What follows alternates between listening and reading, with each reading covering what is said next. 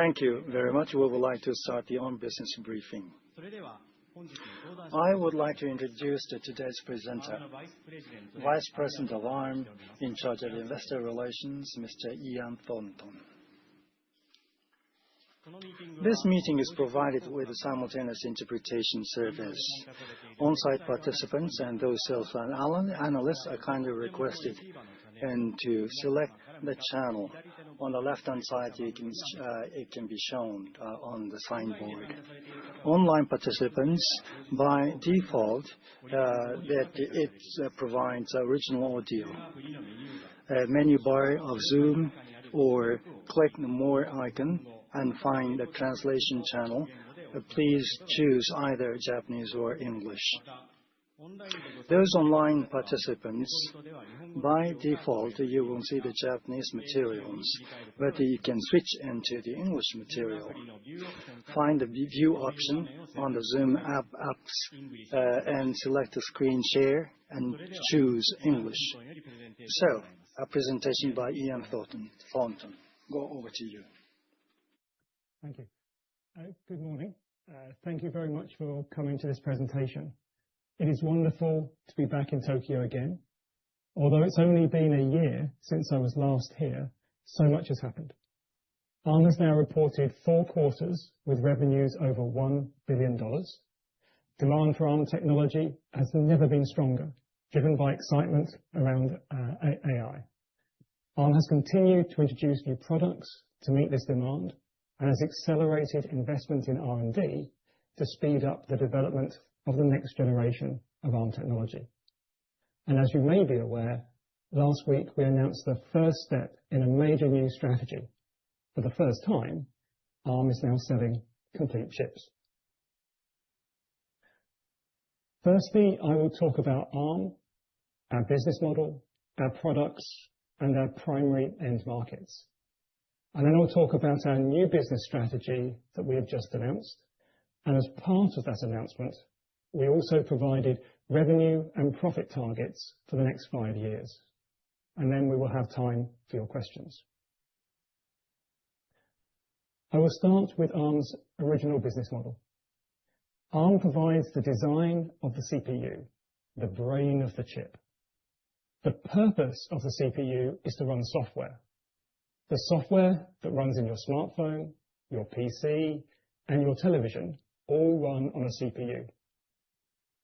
We license the design of the CPU to companies who develop chips, either chips to be sold onto an OEM or to be used in their own products. The customer will pay Arm a license fee for access to the CPU design. Once our customer has the design, they can then focus on building their chip. These chips can be very complex, and it can take several years to complete the design of a chip. Once they have designed a chip, they can send it to be manufactured at a foundry, such as those managed by TSMC, Samsung, or Intel, and hopefully Rapidus next year. When the chips come back to the foundry, they can then be sold, and Arm gets a royalty from every chip that contains our technology. Because each chip design can sell for many years, the royalty revenue becomes a very reliable future revenue stream. Arm is still receiving royalty revenue from technology that we developed more than 30 years ago. I mentioned earlier that the purpose of the CPU was to run software. Software is tied to the CPU that it is written for, and the success of the CPU is dependent upon the broad availability of software. Arm has by far the largest software ecosystem on the planet. We've been able to achieve this because over 50% of all chips with CPUs are now Arm-based. We estimate that over 22 million software developers are currently creating new software programs and apps for Arm-based devices, and that to date, they've invested over 1.5 billion hours in creating Arm software. Arm also invests in software. We invested around $10 million hours in software development for ARMv8, and we're investing more than 3 times that amount for ARMv9. At today's salary rates, 10 million hours is about $1 billion. And so for ARMv9, we're investing about $3 billion in software development. ARM's revenue will grow as the market grows, and as ARM gains share, and as chips use more ARM technology. The demand for semiconductors continues apace. Analysts estimate that the CPU part of the semiconductor industry will grow at around a 10% CAGR between 2025 and 2030. Within the industry, ARM is gaining share in long-term growth markets such as automotive, cloud, and IoT. As chips need to deliver more intelligence, they become more complex, which drives the need for more ARM technology. For example, as more AI gets deployed in edge devices, this will drive the demand for more ARMv9, which can accelerate these workloads. More complex chips also cost more to develop, which will help drive demand for ARM's compute subsystems, and this will result in higher royalty rates. Combined together, more chips, more valuable chips, higher royalty rates and share gains will help to grow ARM's revenues for years and decades to come.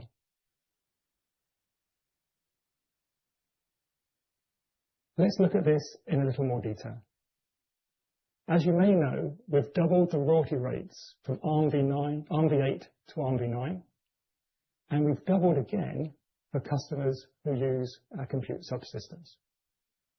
We can also charge a slightly higher royalty rate for each ARMv9 generation, and a higher royalty rate for each compute subsystem generation. On average, our royalty rates for ARMv9 CPU and compute subsystems increases around 20% generation to generation, and as we introduce a new generation every year, this becomes a 20% annual increase.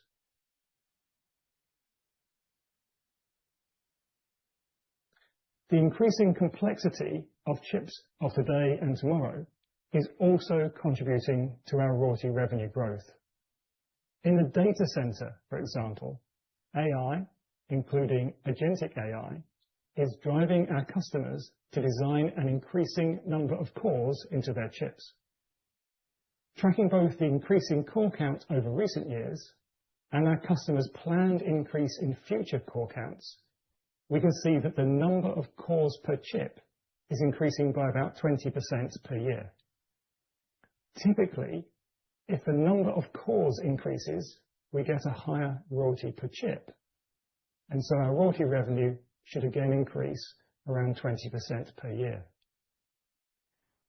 The significant annual increase is in royalty revenue per core and in the number of cores per chip is a significant part of our confidence in continued robust growth in the data center royalty business. I will now turn to the end markets that we're driving ARM's royalty revenues.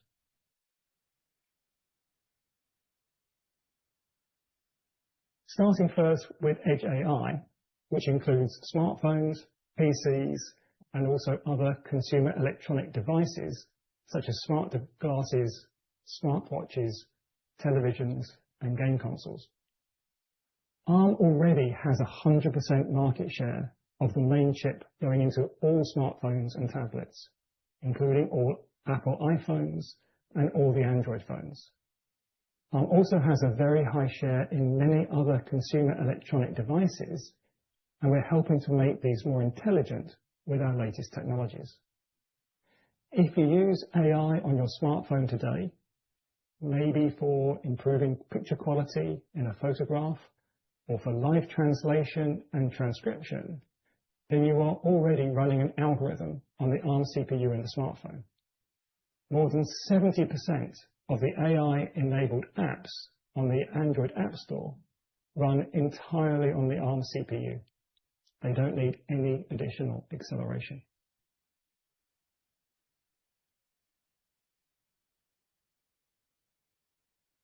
Over the years, we have had many conversations with customers along the lines of, our chip performance isn't where we want it to be. If you could help us achieve better performance, we could price our products higher, gain market share, and ultimately perform better. And we'd be willing to share that upside with Arm. And this was really the genesis of our compute subsystem.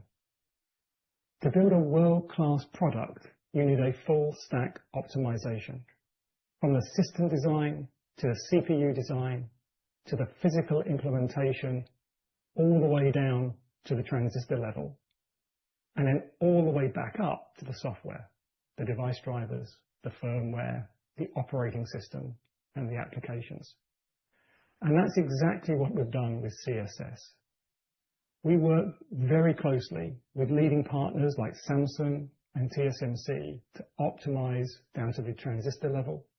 And we work closely with operating system vendors like Microsoft and Google, and game engine companies like Unity and Unreal to optimize the software. Importantly, we go beyond providing individual IP blocks, the CPU, the GPU, or system IP. We integrate them into a cohesive system and provide our customers with a proven recipe. For newer customers, often OEMs entering silicon design for the first time, that's incredibly valuable. They can effectively take that recipe and implement it directly into their chips. More experienced customers may believe that they can achieve similar results themselves, and that's fine. But then our solution serves as a benchmark. When their engineers say 4 gigahertz, it isn't achievable, we can demonstrate that it is. And then that drives them to push further to get to 4.1, 4.2 gigahertz and beyond. This results in a virtuous cycle that helps our partners succeed in their markets, which in turn drives success for Arm. So how do we grow royalty revenues from here? Armv9 is an important technology for edge devices as it provides the acceleration needed to run AI algorithms at the edge. Armv9 is also important for Arm as it has a much higher royalty rate than previous generation of technology. Currently, Armv9 can be found in premium and high-end smartphones, but over time, we believe that almost all consumer electronic devices will want to run AI algorithms, and so will need to move to Armv9.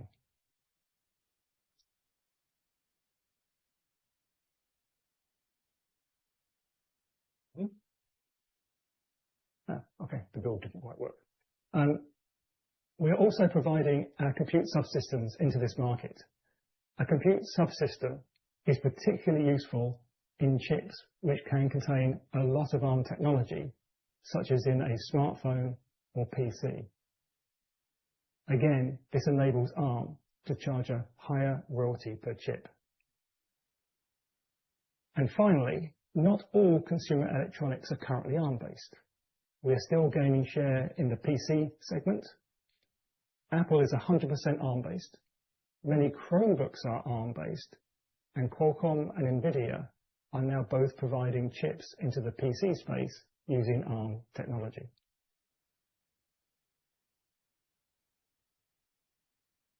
Our second market is physical AI. Here, we are focusing on providing the intelligence to autonomous vehicles and robotics. If we are to share the street with autonomous vehicles and share our homes and workplaces with robots, we need to be certain that they will not accidentally hurt us. Therefore, we have worked with the industry to ensure that safety-critical capability is built into all of our CPUs for this market. Nearly every company who is developing high-end chips for the automotive market is now using Arm CPUs in their chips. This includes semiconductor companies like NVIDIA, Qualcomm, and Renesas, and car OEMs like Tesla and Rivian. And it is the same technology used in cars to develop the first generation of humanoid robots too.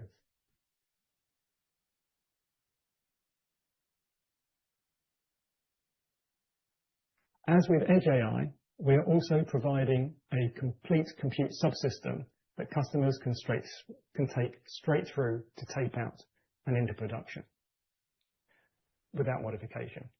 This delivers significant economic value. Our CSS platforms for automotive are targeting autonomous functions such as driver assistance and also in-vehicle infotainment systems, and can also be used for the main brain in a humanoid robot. Again, Armv9 and CSS are both being deployed across many chips that are going into autonomous vehicles.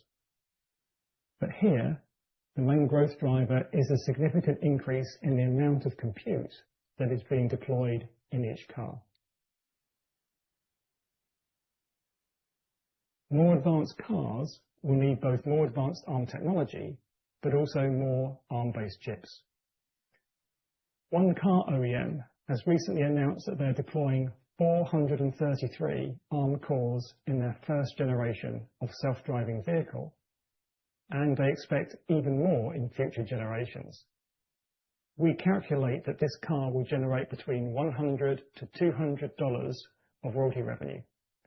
And we're still at the early days of robo-taxis, and various reports suggest that only 10,000 will be sold this year, but that could increase to more than 10 million by the end of the decade, providing a strong revenue driver for us.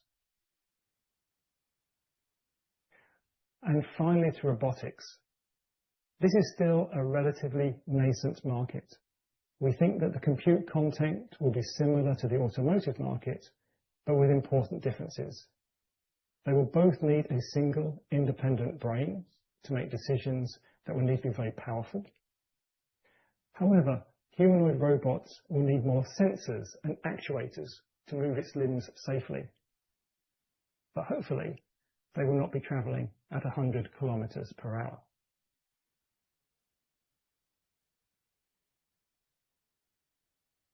And finally, to cloud AI. The biggest part of this market is the cloud data center, both for general purpose cloud compute and also in AI data centers. Enterprise data centers, such as those being managed by telecoms companies, is the next largest. And finally, we have wired and wireless networking equipment. Most of the news stories around AI have focused on large language models in the data center, such as OpenAI's ChatGPT running on NVIDIA's GPUs, or Google Gemini running on their own custom ASICs. However, every GPU and every accelerator chip needs a CPU chip to run alongside it. The GPU is great at mathematics and doing the complex matrix multipliers needed for training, but the CPU is needed to control the GPU. The CPU runs the operating system and the applications that the GPU is accelerating, and increasingly, the CPU chip is based on ARM technology. Currently, most of the focus in the cloud has been on training new models, but increasingly we are seeing inference taking over as enterprises and consumers start to use AI in their everyday work. Unlike training, inference requires more work from the CPU. Whereas the GPU is great for mathematics, the CPU is great at decision making. And this makes the CPU more important in inference applications.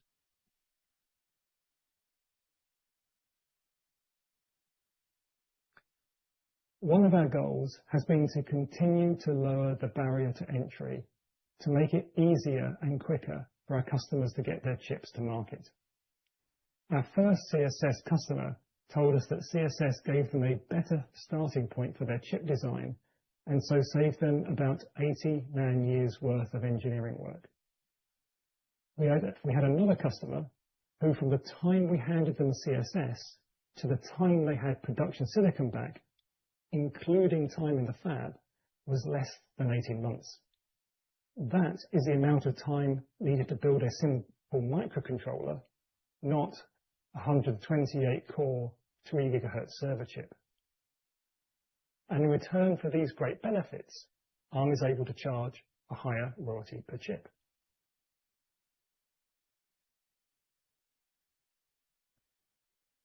ARMv9 is already widely deployed in data centers. However, increasing core count is helping to drive our royalty revenue. Most of the data center chips being shipped today have around 100 ARM cores, and we already have visibility into future data center chips with more than 200, 300, and even 500 ARM cores. And more cores means a higher royalty per chip. If you double the number of cores, you double the royalty per chip. And we're also seeing that royalty revenue per core is also doubling in future generations, giving per core price increases in both ARMv9 and CSS. The compounding growth of these two drivers, plus market growth and share gains, gives us a lot of confidence in data center royalty revenue growth. And we also have several customers for our compute subsystems. But the big revenue driver for us here is going to be our new chip strategy for data centers, which we announced early last week. And I'd like to tell you a little bit more about that now.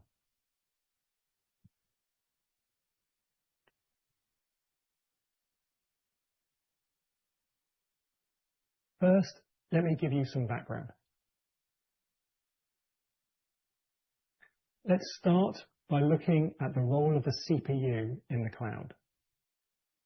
Before the rise of AI, the cloud followed a relatively simple model.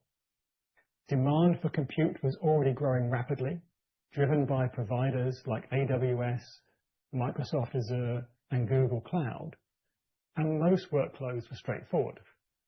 You entered a query, the system processed that request efficiently, and you received a response. In that world, the CPU did almost all the work. Throughout the growth of software as a service over the past 10 to 15 years, cloud infrastructure scaled on the back of CPU performance.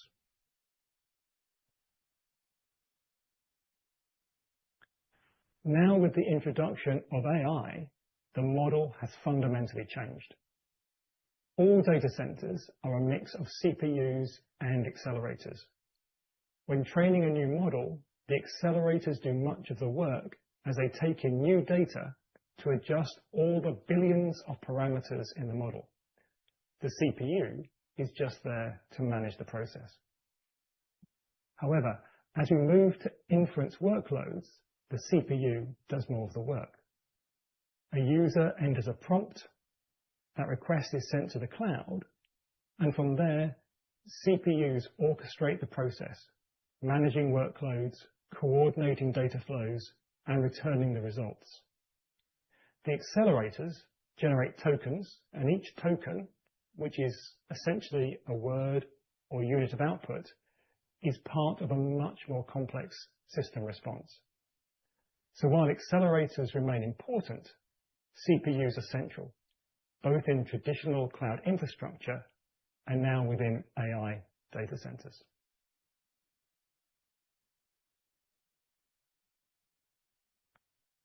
Today, a typical data center may contain on the order of 30 million CPU cores per gigawatts of capacity. These CPUs sit across the system, supporting AI clusters, managing head nodes, and coordinating activity across racks. At least that was the state of play until very recently. What has changed is the emergence of AI agents. Agents are autonomous programs that can undertake multiple tasks utilizing AI. Agents are not simply answering questions. They are executing workflows on your behalf. They can run payroll processes, schedule tasks, perform analysis, and return fully developed outputs. Importantly, they operate asynchronously and continuously. This shift has significant implications. First, the number of tokens generated per user increases dramatically, potentially by 15 times or even more.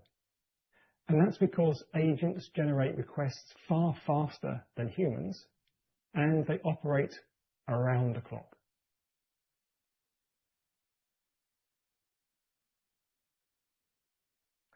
As a result, demand on the data center increases sharply.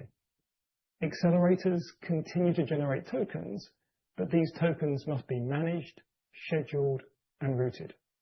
That work falls to the CPU, and as agent-driven workloads grow, CPUs become an increasingly critical bottleneck. A useful way to think of this is that the accelerators produce the output, but the CPUs manage the system. They handle the coordination, the scheduling, the execution of complex workflows, and agentic AI significantly increases that burden.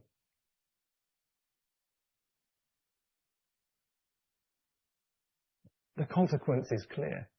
Data centers now require far more CPU capacity.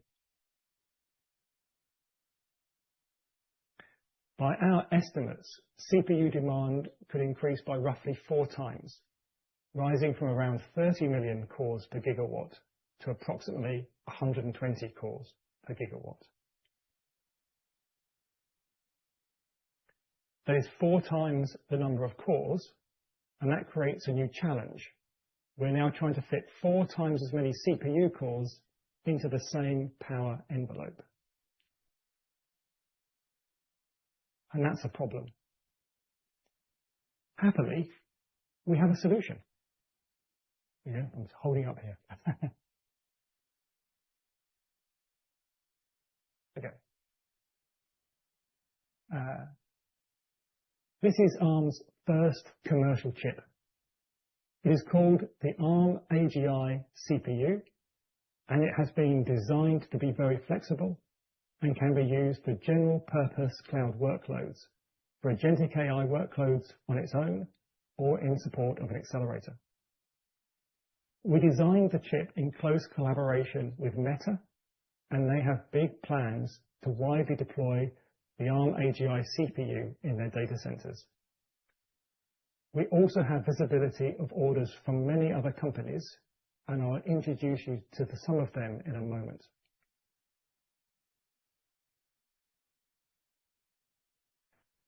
The ARM AGI CPU has been designed around 3 core principles. These are fundamental to how we think, how we design, and how we execute. First, performance. In an environment defined by massive parallelism, millions of threads, constant orchestration, continuous workflows, there is no margin for latency. These systems operate 24 hours a day. If performance falls short, the entire infrastructure slows down. So performance is not optional, it is foundational. Second, scale. The magnitude of investment in AI data centers is unprecedented. Potentially trillions of dollars building out tens, if not hundreds of gigawatts of power. That scale extends down to the data center, to the racks, to the boards, to the chips, and to the individual CPU cores. Every layer must scale seamlessly to support the system as a whole. And third, efficiency. Ultimately, none of this is viable without efficiency. Power is constrained, capital is constrained. To deliver the required performance at the required scale, it must be done within a highly efficient envelope. Efficiency is what makes the system sustainable. These 3 principles, performance, scale, and efficiency, define our approach. And critically, we do not trade one off against another. the design challenge was to deliver all three simultaneously.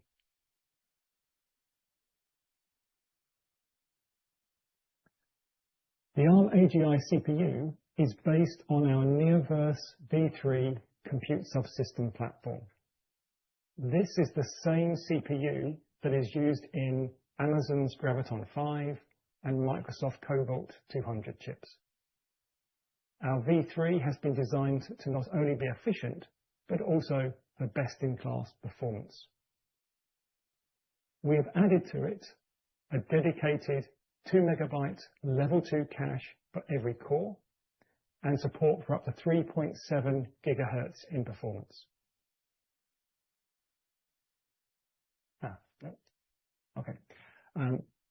We have matched the 136 cores to 96 lanes of PCI Express, which means that the ARM AGI CPU can easily connect to any accelerator, device, or expansion memory port.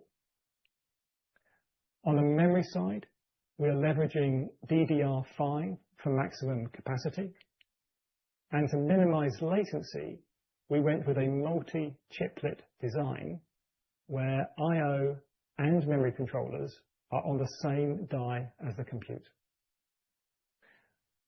Finally, we packaged it all up into a power-sipping 300-watt power envelope, tapping into that legendary ARM efficiency.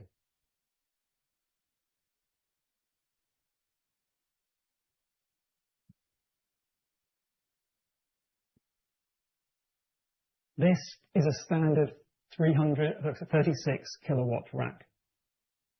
You will find these standard racks in data centers all over the world. These are the building blocks that companies like Amazon, Google, and Meta use to build out their data centers.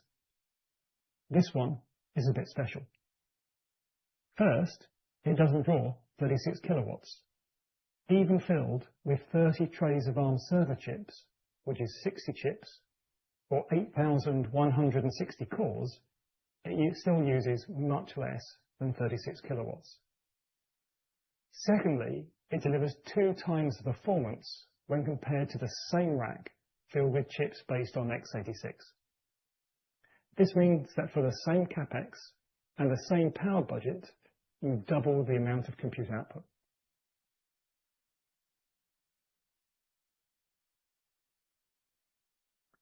Although we only announced the first generation of AGI CPUs last week, we are already completing the second generation, which should come to market in just over a year's time. And we've started working on the next generation after that.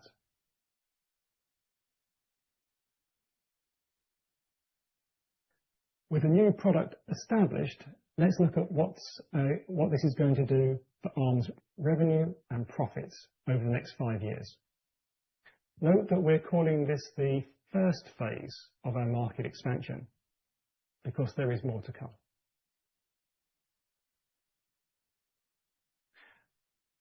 Let me start with the framework. Customer demand for ARM-created chips and the size of the opportunity has led us to ramp investment in R&D over the past 2 to 3 years. After years of exploring the market and developing our own internal capabilities, we're now introducing the first in a family of chips for the data center. Furthermore, ARM's IP business is going from strength to strength. Royalty revenue growth and license revenue growth both have multiple long-term structural growth drivers, which we expect to continue for years to come. Finally, the financial consequence. By FYE31, the combined model is materially accretive to revenue, gross profit dollars, operating profit dollars, and EPS. Importantly, much of the R&D investment is already in the business, so additional chip gross profit dollars has meaningful drop-through to earnings.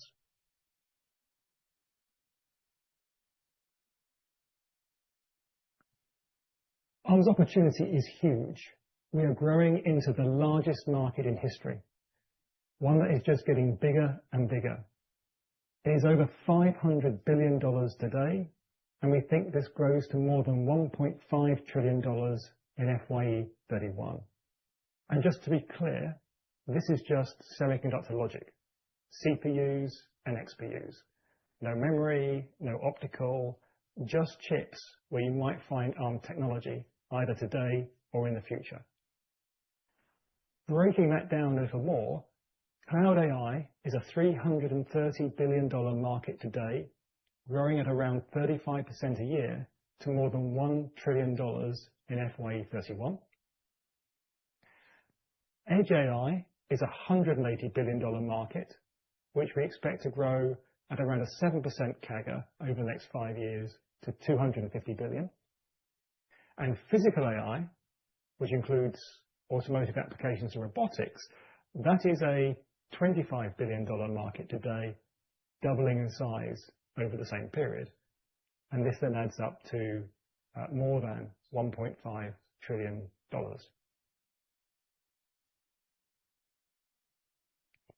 Double-clicking on the cloud AI market, we are forecasting more than $100 billion of cloud AI and enterprise data center CPUs and $55 billion for wired and wireless networking. The remaining $1 trillion includes data center accelerator chips, and we will come back to that opportunity another day.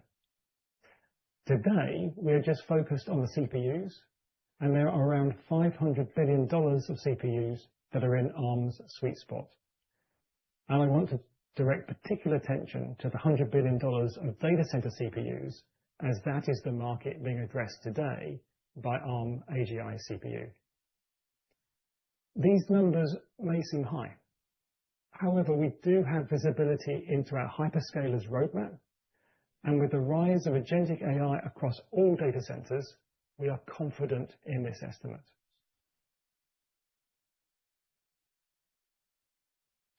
Okay, so how are we landing the new chip business? This business is entirely based on customer demand from multiple companies across hyperscalers and large enterprises. These are companies who prefer to buy a chip from us over building one from our IP. We believe that ARM is uniquely positioned to build a CPU for the data center. If you look at all of the ARM-based chip CPUs from Amazon, from Microsoft, and from Google, most of the technology in their chip already comes from ARM. Because we have such strong initial demand, we've been able to quickly turn customer interest into actual business. As you'll see on the next slide, we already have multiple customers lined up, and we have line of sight to over $1 billion in chip revenue over the next 2 years. We expect material revenue from the ARM AGI CPU starting in FYE 28, with an exponential ramp to around $15 billion in FYE 31. The first driver is naturally increasing chip volumes. We also expect rising chip complexity and core count to lift ASP significantly by FYE 31.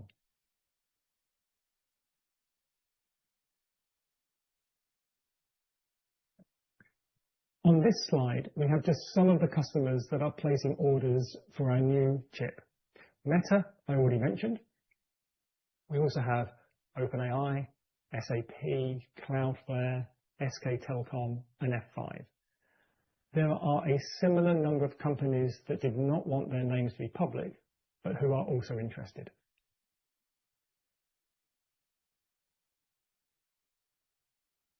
The chip business is additive to our existing license and royalty business, which remain very robust.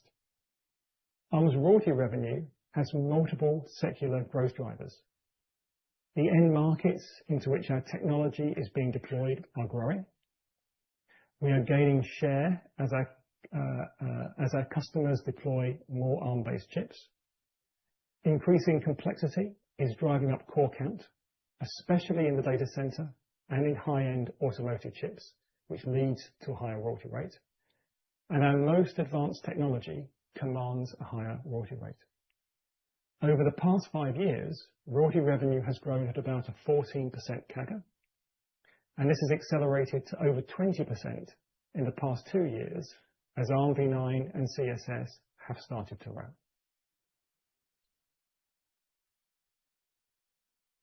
Looking forwards, we expect that royalty revenue will remain 20% for the next, royalty revenue growth will remain at 20% for the next 5 years.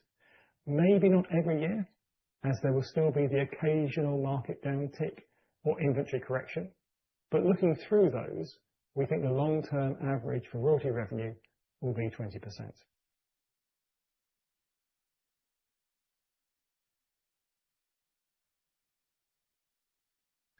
One of the questions we often get is around our visibility into future revenue trajectory.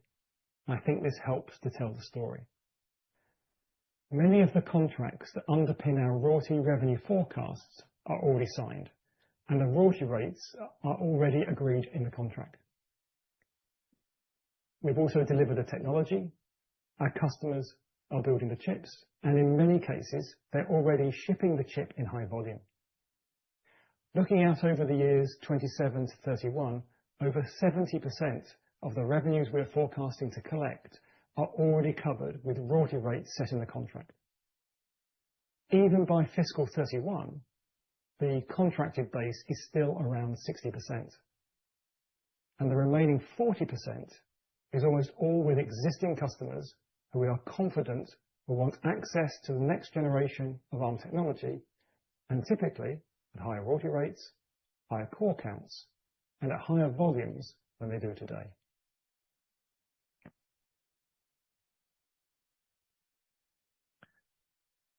Over the next 5 years, we expect that cloud AI will be our fastest growing revenue driver, even without the contribution from AGI CPU chips.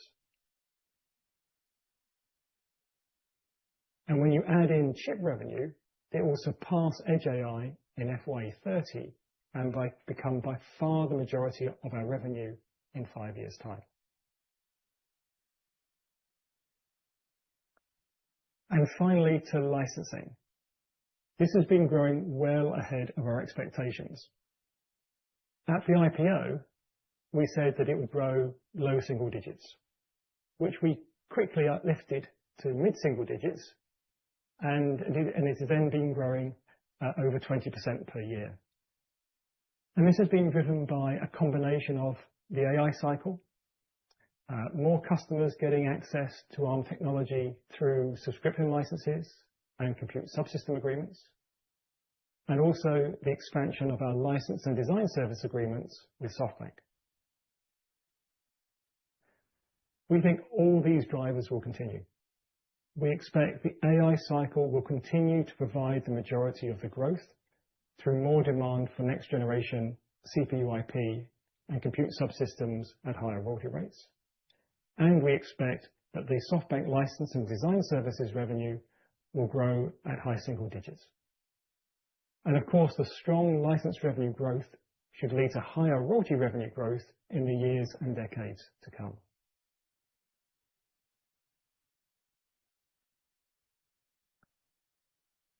As I mentioned right at the start, the ARM AGI CPU business, the royalty streams, and the license revenues all compound one on top of the other. The chip business is targeting customers who either don't have the internal resources nor have the desire to develop their own chips. So these are all new customers to ARM.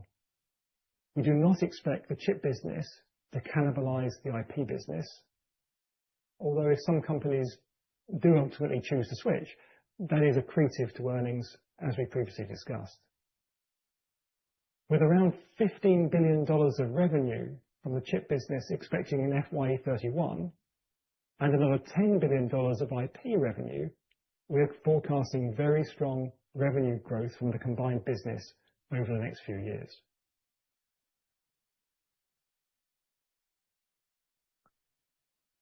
And the good news is that we've already done a significant part of the heavy lifting when it comes to hiring the engineers needing to hit our plan. If you've been following our financials for the past few years, you will know that we've already ramped R&D to support our product roadmaps. Increasing R&D, combined with good execution, creates a virtuous cycle of new products driving revenue growth. From here, we are forecasting mid-teens OpEx growth through to FYE 31. Most of the incremental spending is on R&D investment going into new technologies. We expect our revenue by FY 31 to have grown by more than 2.5 times faster than our non-GAAP total costs.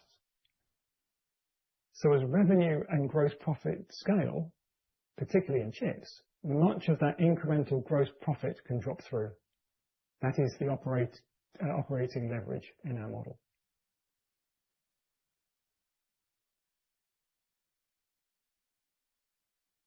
For FYE 31, we then see two meaningful profit engines.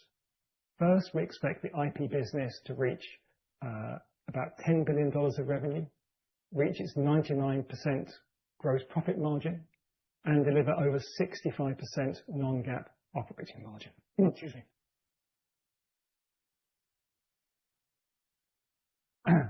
Second, we expect the ARM AGI CPU business to reach about $15 billion of revenue, with a gross margin of at least 50% and a non-GAAP operating margin of over 30%.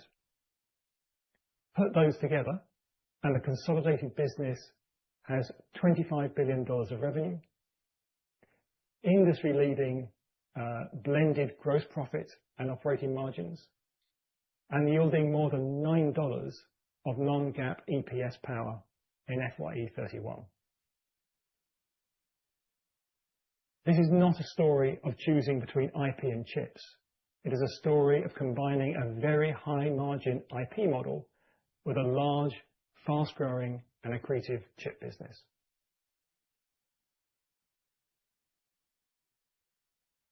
Let me close on the three points I started this section with. First, customer demand is allowing us to materially expand our opportunity through selling chips.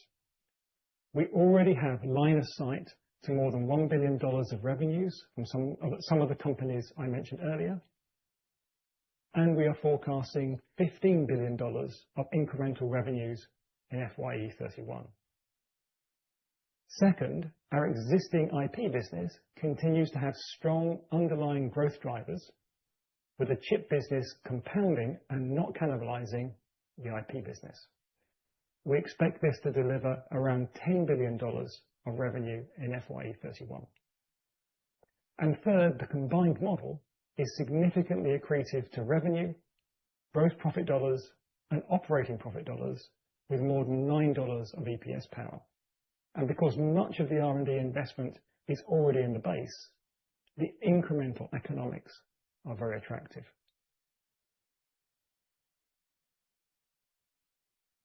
And with that, I'd like to turn to your questions.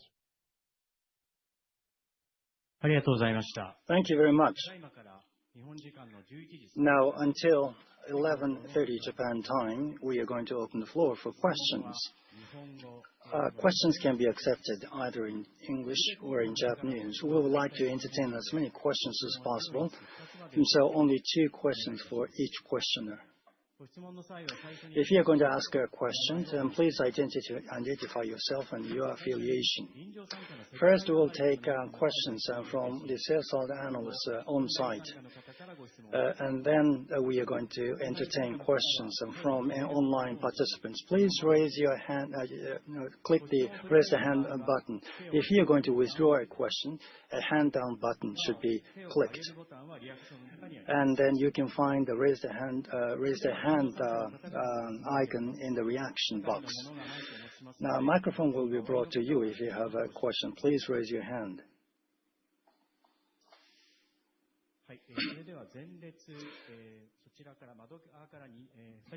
The second from the window side, Tokunaga of Daiwa Securities. Thank you very much for very easy to understand the presentation. 2 questions. The first question is the semiconductor business of SoftBank Group.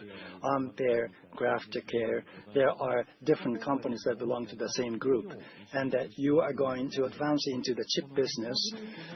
from the viewpoint of the semiconductor business of the SoftBank Group, is it be instrumental in bringing synergetic effects, or are they supposed to be separated and segmentized in terms of the business strategy?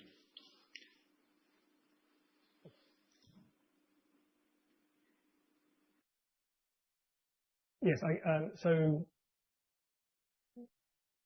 within sort of, I guess, SoftBank's AI compute group, you have Ampere, GraphCore, and Arm.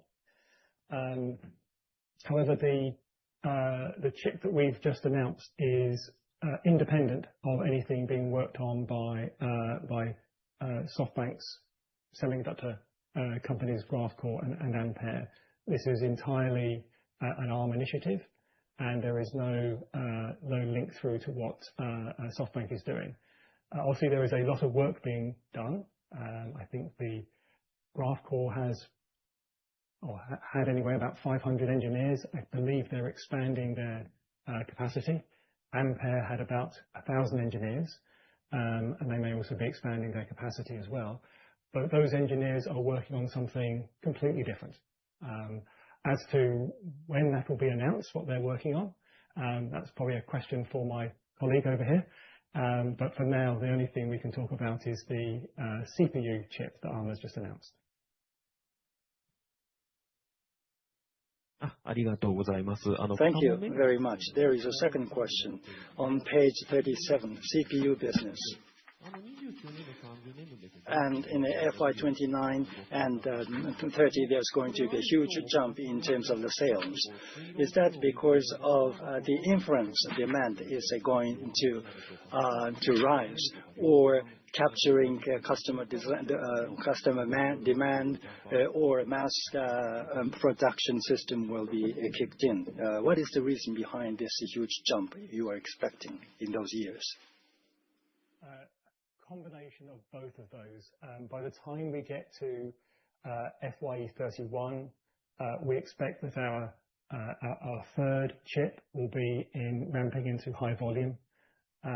So the first sort of bumps are the first chip, and then as it starts to ramp, the second chip starts to ramp, and then by the time you get to the final bar in FY31, you now have 3 chips from Arm all ramping. That is also combined then with, we believe, the sort of expansion of inference within the large data centers, and with particularly the opportunity from agentic AI. So it's a combination of both multiple chips from Arm and also an expansion of the opportunity with more agentic AI.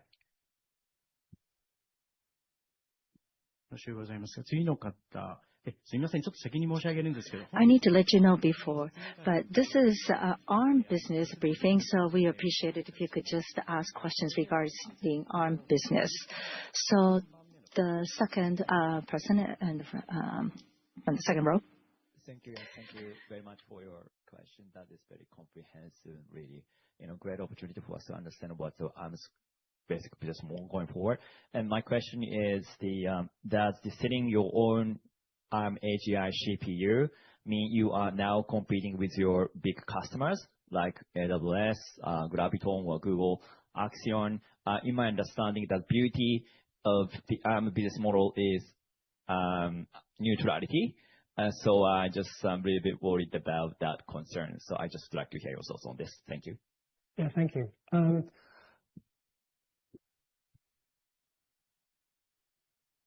So AWS is building chips to be deployed only in AWS's data center. Microsoft is building chips to go into Azure, and Google is building chips going into GCP. None of those companies are selling their chips to anybody else. It is only for their own internal use. Maybe NVIDIA is selling chips in this area, but even NVIDIA seems to be wanting to sell systems, not individual chips.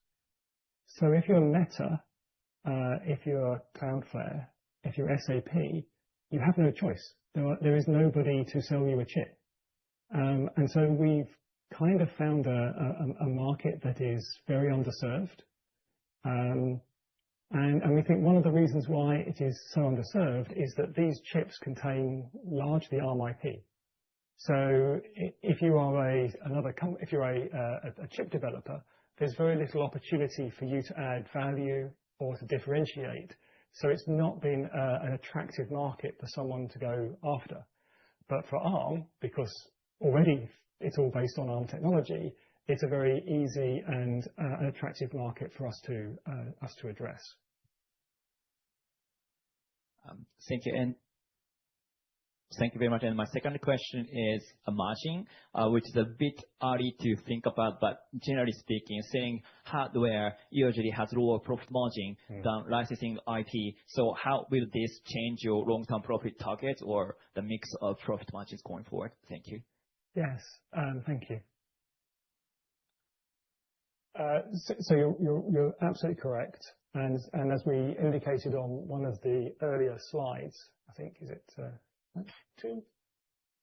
Bonk. Here we go. Yes. So the IP business in this time frame will probably have about a 99% gross profit margin and a greater than 65% operating margin. And the chip business, we think, will have, in this time frame, a better than 50% gross profit margin and a non-GAAP operating margin of 30%. So you're absolutely correct. The gross profit margin is lower. But what we are expecting is that we will provide information so you can do a sum of the parts calculation on valuing the IP business as you do today, and also then the new chip business. The other thing I'd point out is that today we have an IP revenue stream, we have the costs of an IP business, and we've got the costs of a chip business already in the company today. And we're still delivering around a 40% operating margin. So any additional revenues from the chip business, even though there'll be a lower gross profit impact, but those gross profit dollars, most of those will drop down to operating profit. And so to a certain extent, we have the benefit of already having all the costs associated with the chip business in the business today. Going forwards, when I talked about the sort of mid-teens growth in costs, other than inflation and a bit of an extra investment that we're going to be doing into the chip business, most of the remaining costs are actually into new technology areas that we're not talking about today. And so if those are successful, that will hopefully result in more revenue. And if they're unsuccessful, then the margins could be even greater. Thank you so much. So in the second row, the third from the left.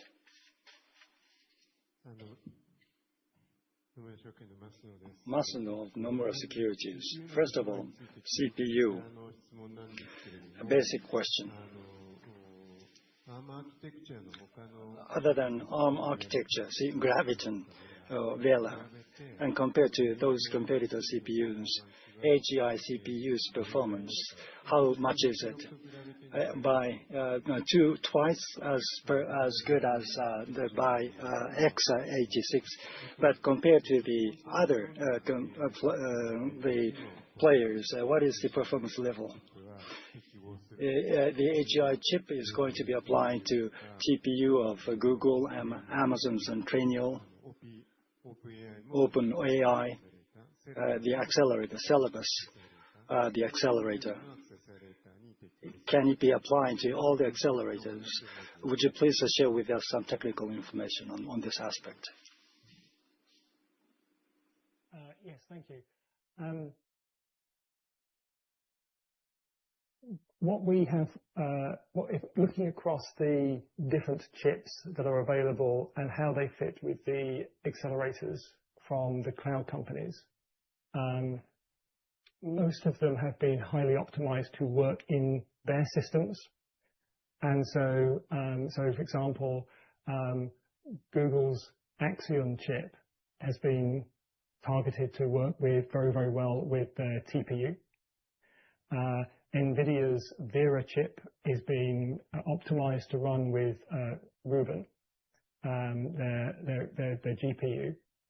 And because the two have been built to work very well together, although you could put an ARM AGI CPU in there instead of an Axion, it may not perform as well because the Axion has been optimized to work with a TPU.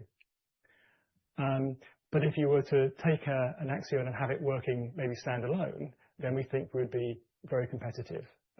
And so if you are Meta, you will have a competitive product to Axion or to Graviton or to Cobalt. So we think it's very competitive when not being paired with their own proprietary accelerator, but standalone or with somebody else's accelerator. We think it would be very, very, very similar in terms of the capability. But the key thing is that for most companies, they don't have access to these technologies. So just being able to provide them with the equivalent is very powerful for them. So if that is the case, without the own CPUs and AI accelerators alone, so Meta and OpenAI and Syllabus, these are those players. So this product is going to best fit those players. Is my understanding correct? Yes, we work very closely with Meta on the design of the AGI CPU. They worked as a lead partner, helping us to fine-tune the design to make sure that it fits very well for what they needed. But we didn't want to make something that was only applicable to one company. We wanted something that we could also sell to everybody. So we were trying to do two things at once. And we think we've done a pretty good job of producing something that will work well for them as a companion to their accelerator, but also to be broadly used across general purpose cloud workloads, running AI workloads on itself in the cloud, as well as being a companion to an accelerator chip. The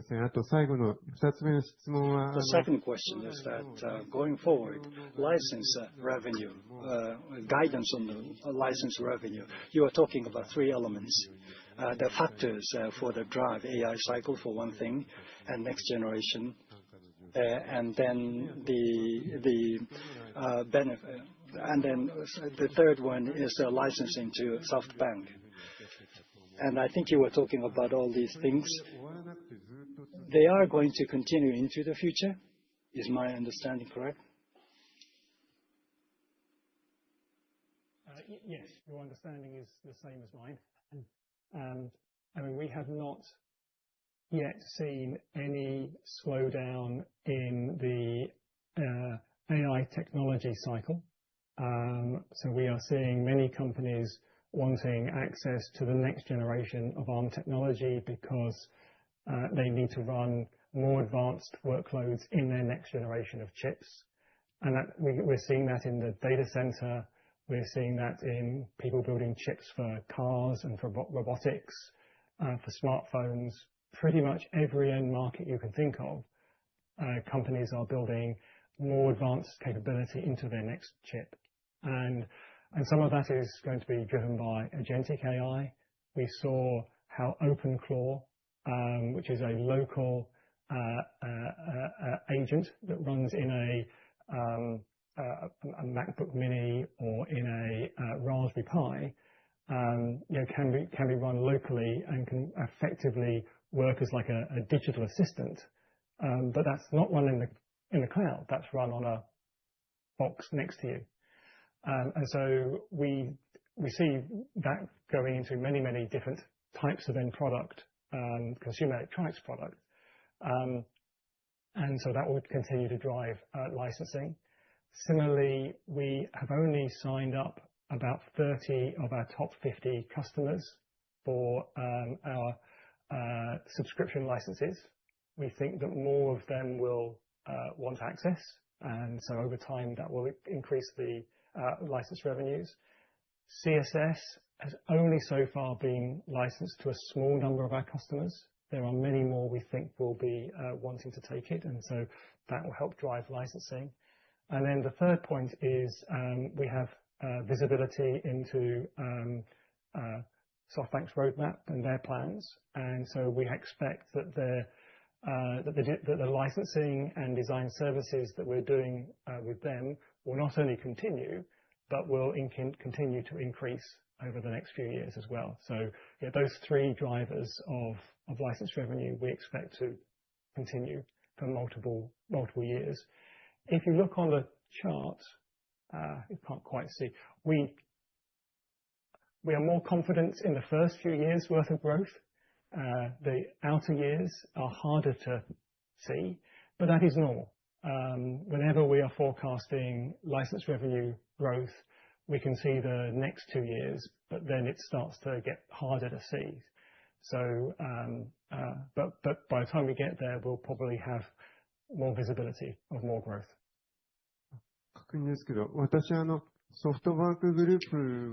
SoftBank Group, after the project is complete, it doesn't grow after the project is complete. But do you still expect the royalty to continue?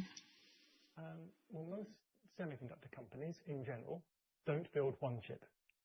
They build a series of chips. They have a product portfolio that will continue for many years. They plan for success, and so there will usually be a version like we had earlier. We showed AGI 1, then 2, then 3. So assuming if SoftBank Semiconductor Group has a roadmap, then they will need more technologies to come in the future. So we're anticipating that there will be multiple projects, not just one. Thank you very much. Then the second person from the first front row. My name is Yasi from UBS Securities. I have 2 questions. First question about AI architecture, about computation algorithm. I think there is a diagram on that. And you mentioned about important software. So for smartphone, iOS, Android, I think they're basically 2 softwares which you basically monopolize. But what about AI software? The core could be CUDA or PyTorch of Meta or the third party, another third pillar. So from your perspective, from Arm's perspective, who would be your software ecosystem partner? I would be curious to know that.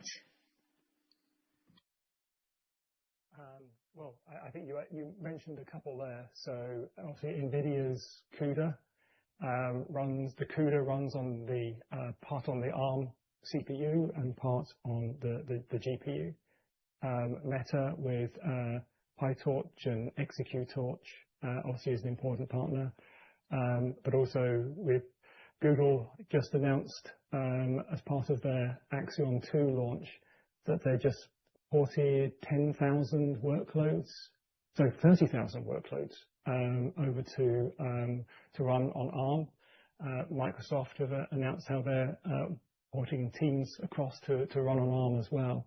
And all of the software that needs to run in the cloud has also now runs on ARM. So I think Amazon recently announced of their top 1,000 customers, over 99% of them now run some of their software on ARM. So pretty much all the software that you can think of for the cloud now runs on ARM. There's very little that isn't now commercially available on ARM-based chips. I guess the image I had was, you have this big NVIDIA ecosystem, and then you have the cloud service ecosystem, maybe like orchestrators, like or SS, maybe it's container-based or test-based. It seems like it's running there. So from your perspective, who is the important software ecosystem partner from your perspective? So, for example, you have NVIDIA CUDA, right? That's one. This is a cloud service provider, OSS. Or do you think there are many more OSS, kernel-based? Would you be able to elaborate on that as well? I think all of it, really. All of the software that runs in the cloud is now already running on ARM. So I think there is nothing that's missing. So, you mentioned containers. So, yes, you can run a Docker or Kubernetes on ARM.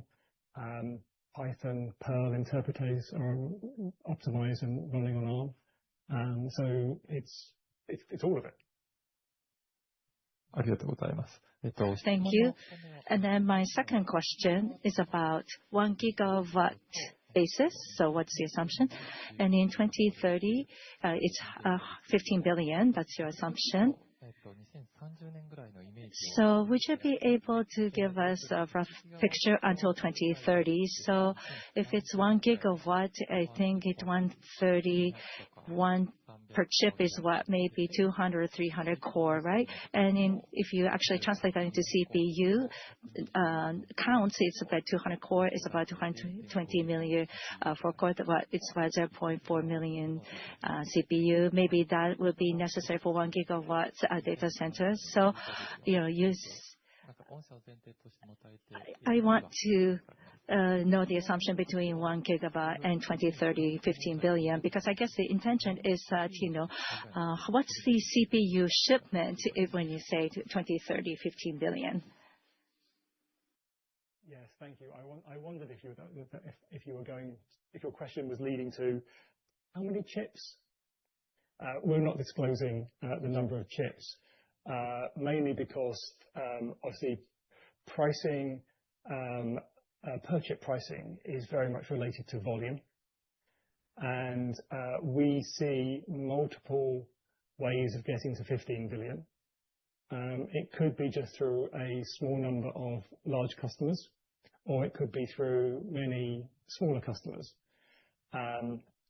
So we've decided not to disclose chip pricing and chip volumes in the same way that most semiconductor companies also don't disclose chip volume and chip pricing. We'll keep that secret.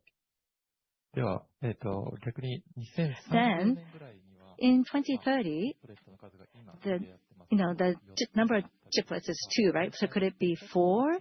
So per CPU, how much performance improvement do you expect? Could you give us a ballpark figure on this? So just taking a step back for a moment. So that is our first chip is a 2-chiplet solution. One of the things that we are trying to create at the moment with other companies within the semiconductor industry is to create a chiplet marketplace.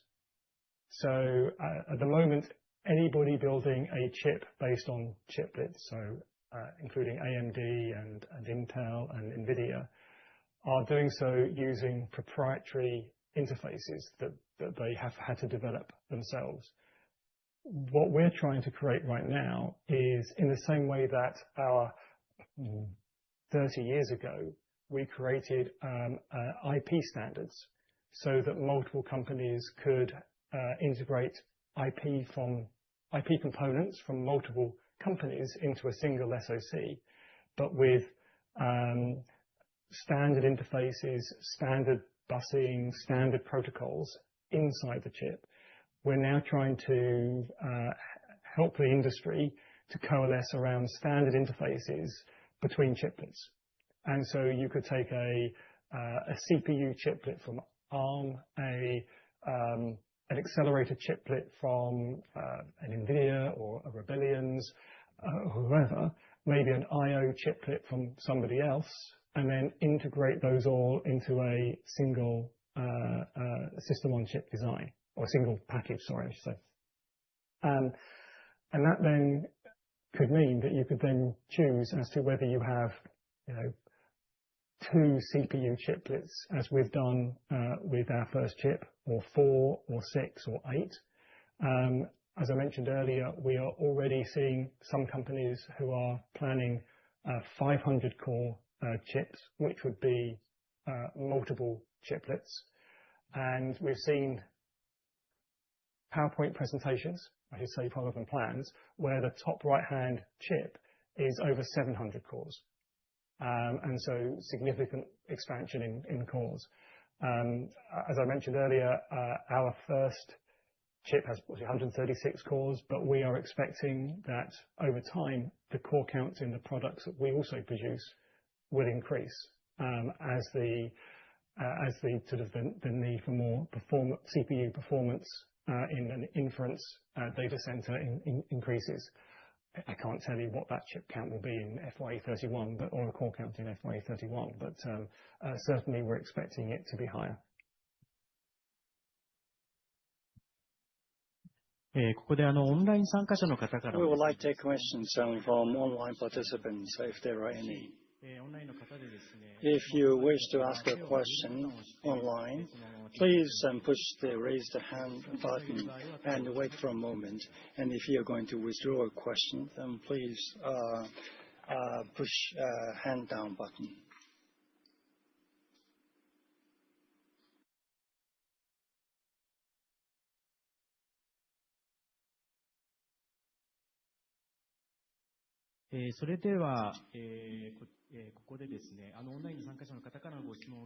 Now we are going to take a question from online. In order to avoid echoing, please turn off the speakerphone function. SMBC Nikko Securities, Harada-san.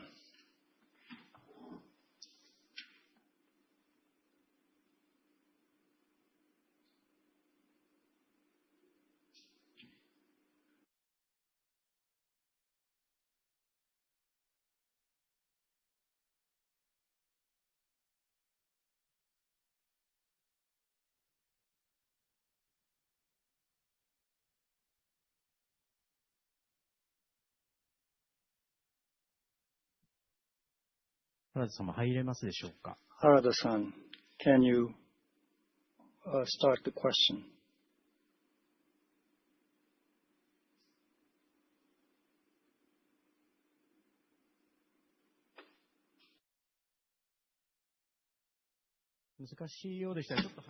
Well, if it is difficult, in the interest of time, we would like to move on. Any other questions online? Harada-san, are you ready?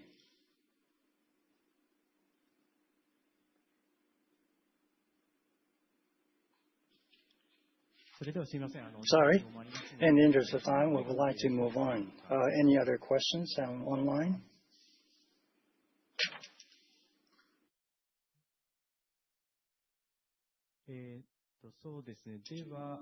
Then, on-site, we would like to come back into the on-site questions.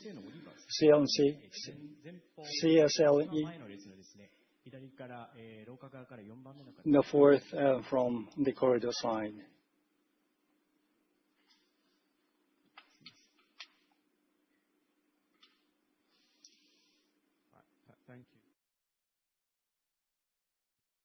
Thank you, Ian, and congratulations. So just to clarify, your EPS this year is tracking at less than $2, and you're saying it's going to be $9, so it's going up by about 5 times. Mm-hmm. And that does not include anything from potential accelerator market expansion. And you mentioned 1 trillion. Could you just say what you thought about the TAM of that accelerator market? I think you mentioned 1 trillion, but you kind of skipped over it. So my question is, just to clarify, that's the magnitude of profit increase. And then could you tell us a bit more about this potential accelerator market? Any comments on what you would do with all that cash? Oh, okay. All right. So 3 questions there, I think. So yes, we are anticipating forecasting more than $9 worth of EPS in non-GAAP EPS in FY31, so in 5 years' time. About 6 of those dollars comes from our existing IP business, and 3 of those come from the new chip business. The TAM for the accelerator market is indeed, we anticipate growing to more than $1 trillion, from about $250 billion this year, so quadrupling in size. We do think that's quite an attractive number. And last week, when we announced our CPU chip, we did sort of have a and watch this space for future, but nothing to announce just yet. And in terms of what should we do with the cash from that, we have nothing to update you on right now. So we generate at the moment about $1 billion a year in free cash flow. We aren't doing a buyback at the moment. Most of the requests from investors are for more shares, not fewer. And so doing a big buyback doesn't seem to be a good idea. We remain open to considering a dividend, but that is something that has not no decision taken to do one just yet, but we remain open to investor requests there. And we do the occasional acquisition. Most of our acquisitions, however, are really accelerating hiring. We have been hiring between 1,000 and 1,500 engineers per year. And as you hire them in sort of ones and twos, it takes 6 or 12 months to build an engineering team that can build new technologies for you. If you acquire a company as a whole, you end up with an actual team coming in that's already set up and running. It may be that you don't want them to develop their existing product, but you can then give them a project to go and do, and you've got the senior engineers, you've got the junior engineers, project managers. They often come with a building and with facilities managers, so the whole thing comes in a nice package that you can then go and get ramping up very quickly. So that's something that we have done from time to time and will probably continue to do, but those typically are a few $100 million. They're not going to make a huge dent in the billion.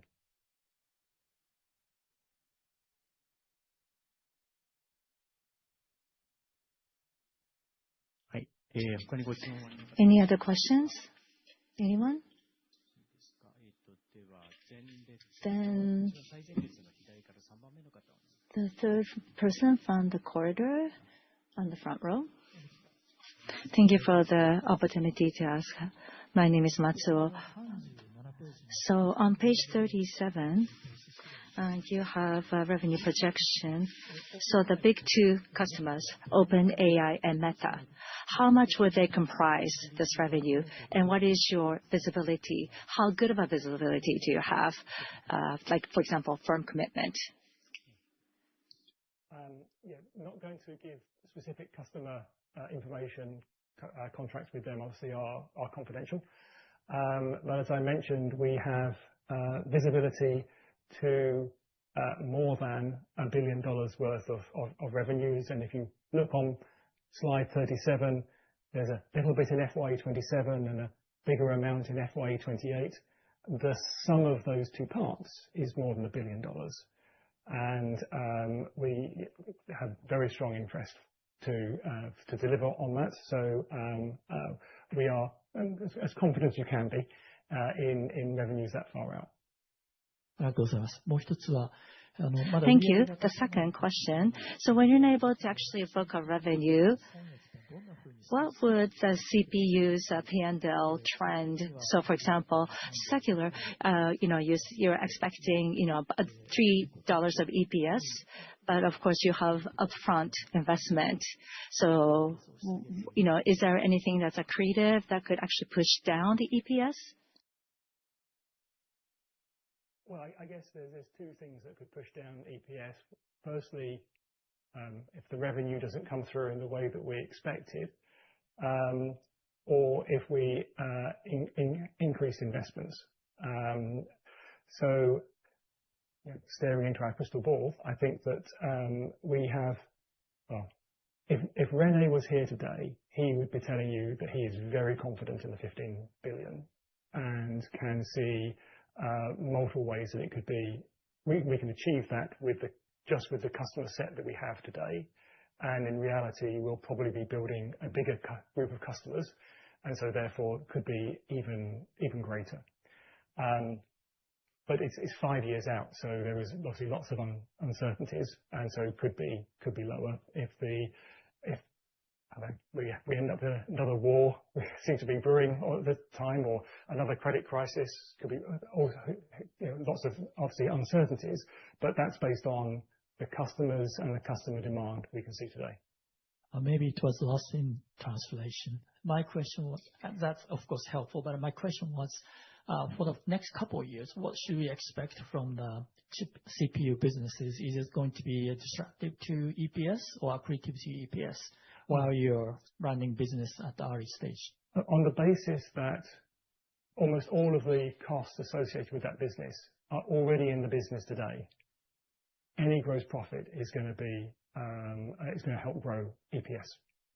So it is going to be accretive in the near term, assuming we are executing on that plan. Thank you very much for your confirmation. Thank you. That's all from me. Well, we are getting closer to the ending in time. We only take 2 more questions. So if you still have a question, please raise your hand. In the 3rd row from the front, the second from the corridor side. My name is Harada of Goldman Sachs. One question from me. In terms of CPU, the power envelope, it has to be lower going forward in terms of the demand. And what is often talked about is GPUs. The consumption of electricity is relatively high. CPU consumption rate of electricity, what is the rate for CPUs? I think CPUs, the power consumption need to be lowered in addition to GPU. Do you have any ideas about how to lower the power consumption of CPUs? Yes, thank you. On a chip-to-chip basis, a CPU will be lower than a GPU. As we showed earlier, the maximum power used by one of our CPUs is 300 watts. That is a fraction of a GPU. However, as we also saw earlier, in an agentic data center, you may have many more CPUs than GPUs. Whereas in a training data center, you have more GPUs than CPUs. So I think as we move towards more agentic workloads, as we all start using AI more in our day-to-day life, then the data centers are going to have many more CPUs deployed with them.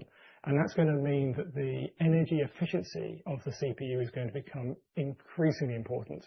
So we'll be having to deliver more and more compute in as minimum power budget as possible. And I think, as you saw earlier, we have the 36 kilowatt rack. That's the sort of the maximum energy draw that can draw. We don't even draw all 36 kilowatts. We are delivering much greater power efficiency than anything that is currently being installed in the data centers, which is helpful. Clearly, this is going to become a multi-year focus, trying to get more and more compute out of the same amount of energy. That, happily, has always been Arm's focus. Ever since we were started, we always were trying to create more compute out of fewer electrons. That is what we'll continue to do going forwards. Do we have any other questions? Then the person in the front row. Can you just limit yourself to one question because of the time constraints? My name is Kikuchi from SMBC Nikko Securities. Thank you for this opportunity. I only have time to ask one question. Related, somewhat close to the question earlier, AGI CPU target of 15 billion. The breakdown of that. What is the specific contribution of OpenAI and Meta? I guess you are not able to give the specifics, but can you give me in terms of the amount, like the breakdown of the hyperscalers? And on page 40, you said that it's deployable to the new customer segment, which you were not able to capture before. What is the specific customer segment that you're targeting? And is that included in this 15 billion in target? Thank you. The 15 billion assumes that our existing customers in this area, so Amazon, Microsoft, and Google, do not buy chips from us. We assume that they continue to develop their own chips. The 15 billion is only made up of new customers, some of the logos that we showed before. For the 15 billion, we see multiple ways of getting there. It does not necessarily need to be just Meta and OpenAI. It can be the other companies as well. We see opportunities much greater than 15. We're just setting 15 as a target, as going from nothing to something is always hard to forecast. We think it could be even higher than 15.